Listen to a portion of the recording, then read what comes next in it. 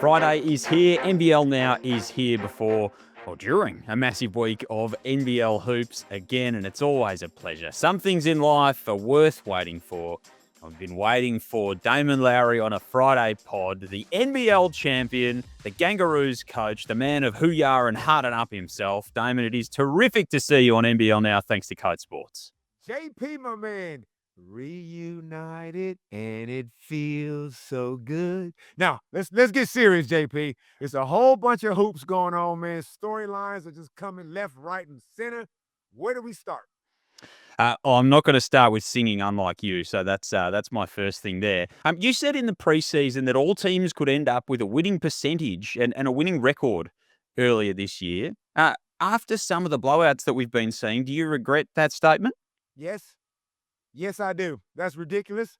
I don't know what I was thinking. I got gassed up, JP, on the roster construction of every team. You look at all these names, and I should know better by now to not be seduced by all this talent. I needed to wait for it all to gel to see if it could gel.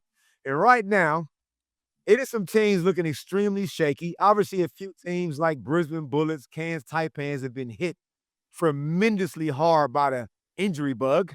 So there's no way on God's green earth that all teams are going to be 500 minimum. No way. So you're going the complete opposite way with that prediction now. Opposite way. I've retracted that. Let's just forget everything.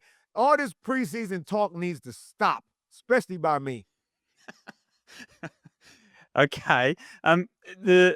What are the teams that have fallen behind? So you've got your Illawarras, your New Zealand's on one win, Cairns and Brisbane, as you said, have sort of got that season from hell potential type going on at the moment. What do they do to try and claw back some ground?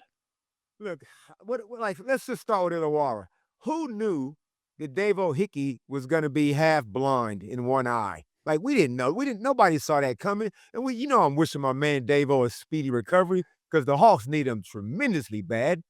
Who knew that Sam McDaniel and Mitch Norton for the Brisbane Bullets was going to go out so early in the season? Sam McDaniel was looking like an all-defensive caliber player of the year already.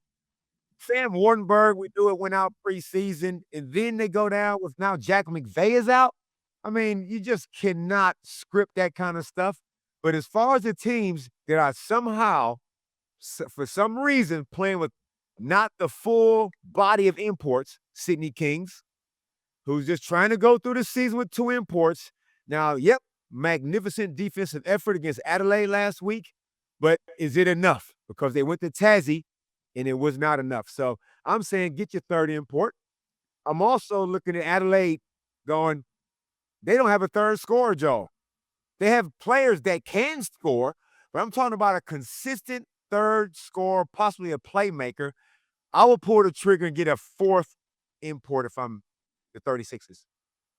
Right. So you've sort of got some moves in mind for maybe even a couple of the teams that aren't right down the bottom of the table.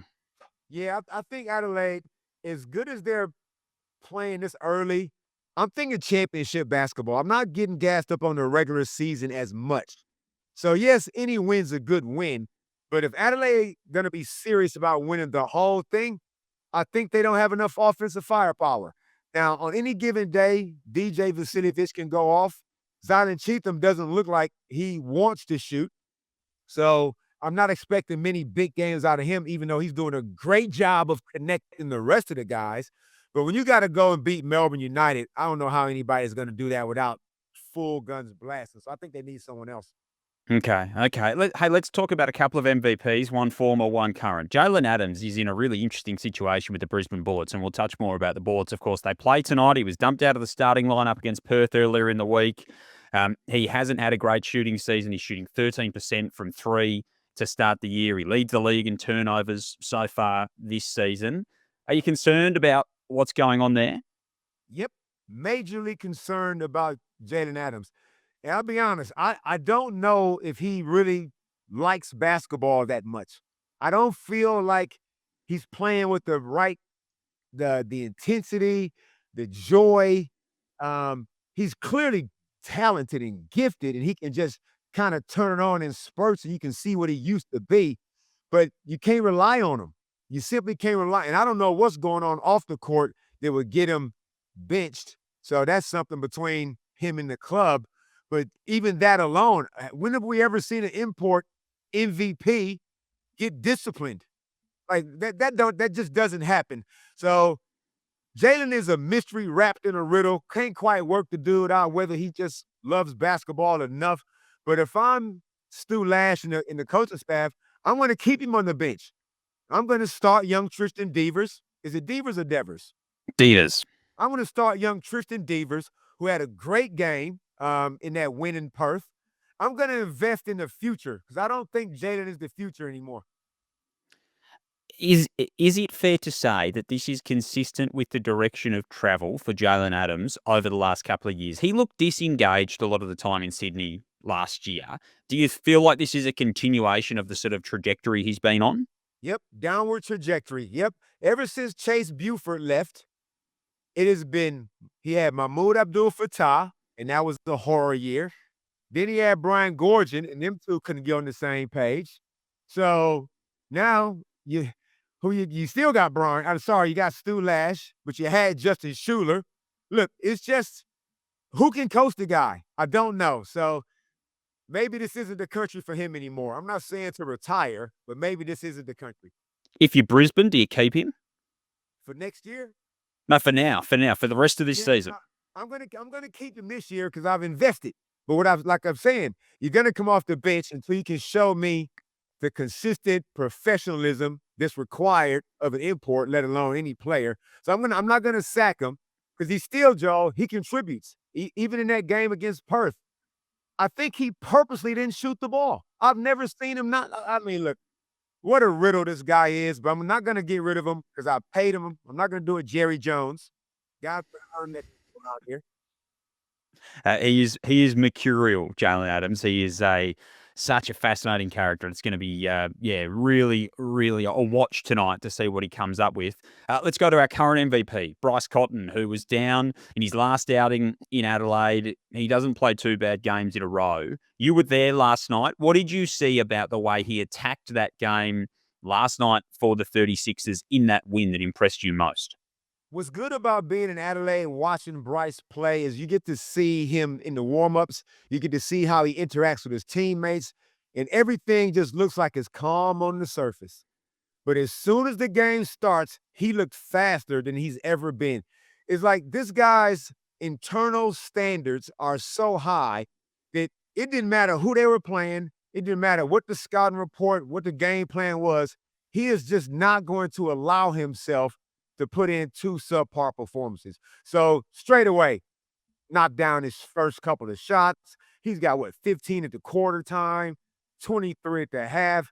I thought it was a little bit off because he was trailing the Phoenix by himself by a couple of points at the half. But the guy blew the game apart.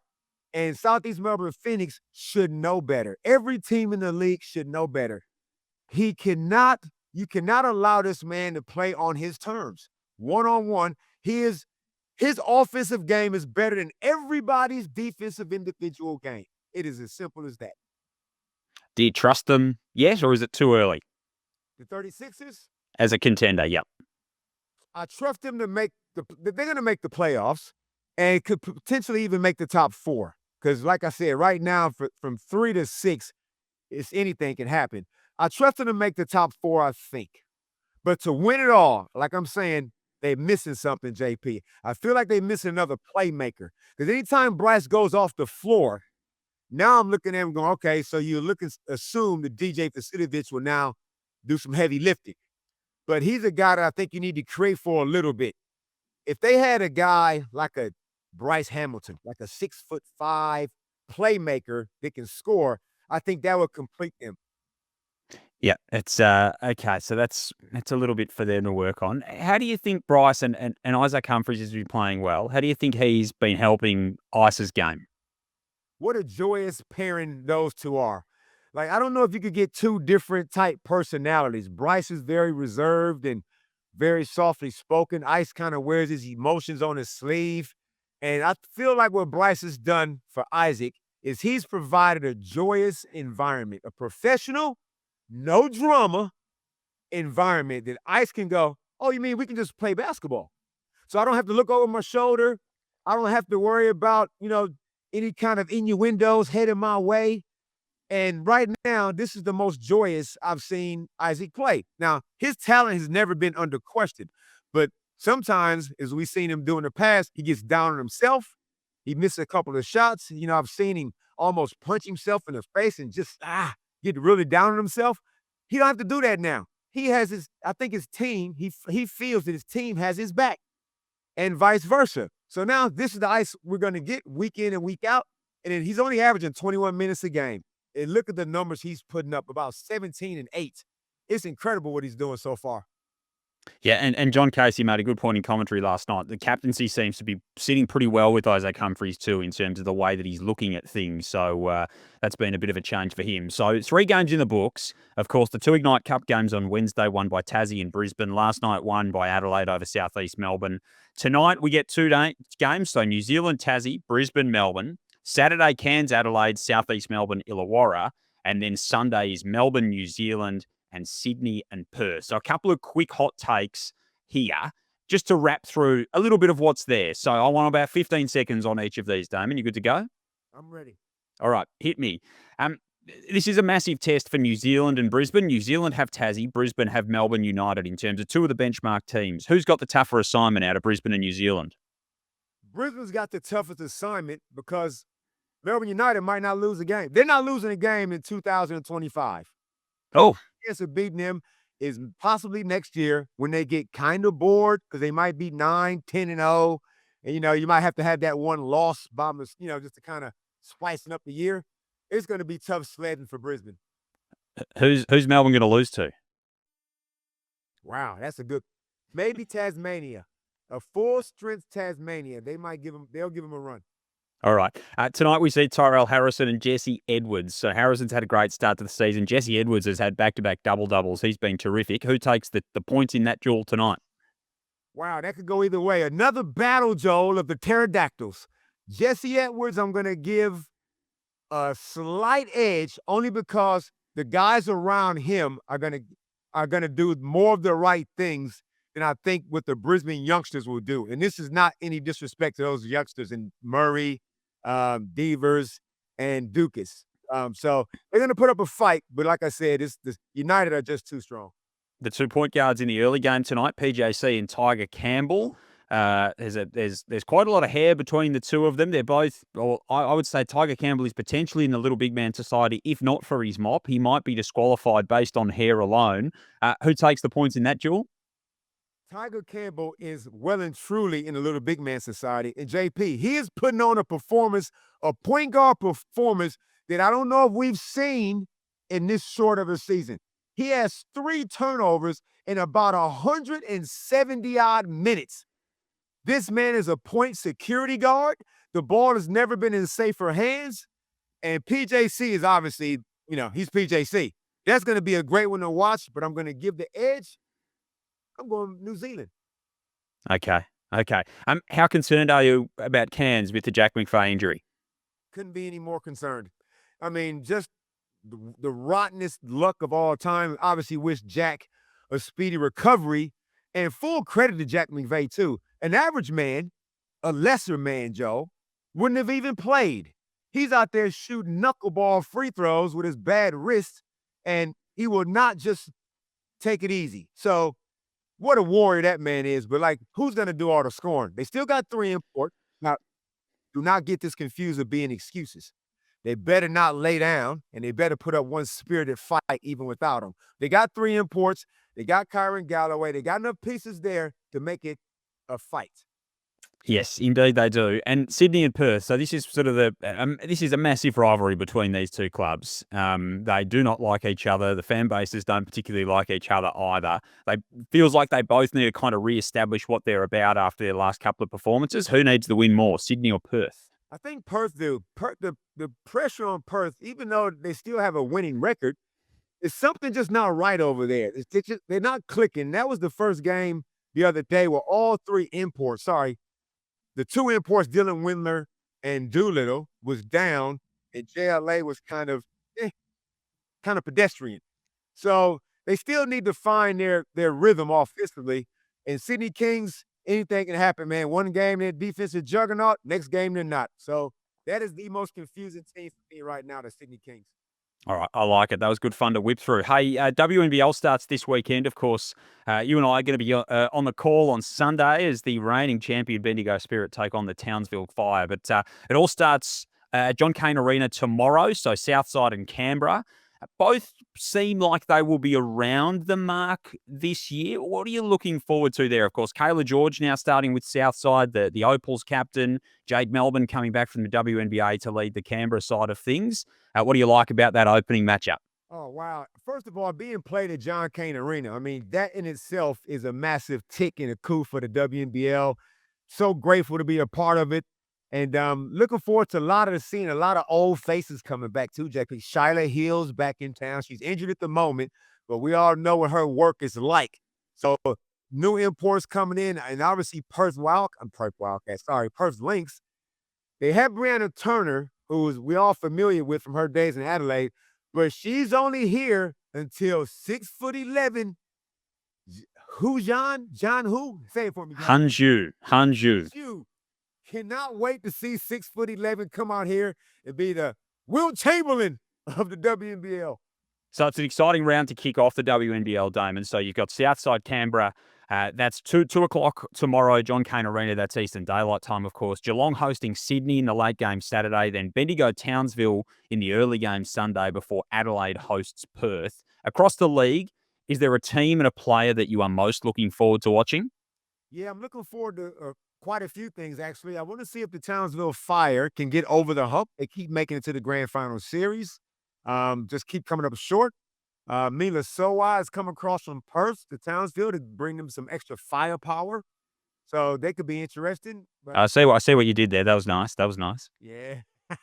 My tip to win it all, Perth Lynx, because Allie Wilson, who had a great Asia Cup gold medal game for the Opals, could be the MVP of the league. She could also average double-figure assists because she's going to be passing the ball to the international sniper, Amy Atwell, who should be 100% healthy. Annalie May is going to be cleaning the glass. And then 6'11" Hanju. So, good luck to the other 7 teams in the league. Perth is my tip.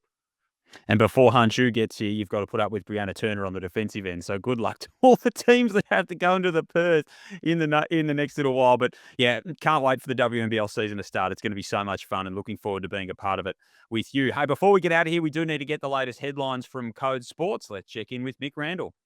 Yeah, g'day, Joel. Plenty going on over at codesports.com.au, including under pressure Brisbane coach Stu Lash. He's under the pump, but he's making some decisions. He's decided that he's going to bench one of his underperforming imports, and it led to a huge win on Wednesday night in the Ignite Cup. You can see that at codesports.com.au. And what about the cross-continent battle still going on between 2 ex-Adelaide men, Montrezl Harrell over in the US, Kendrick Davis in Sydney? They're still going at it. They can't stop talking. We've got the latest at codesports.com.au. And what about in Tasmania? Uno, a new cult hero.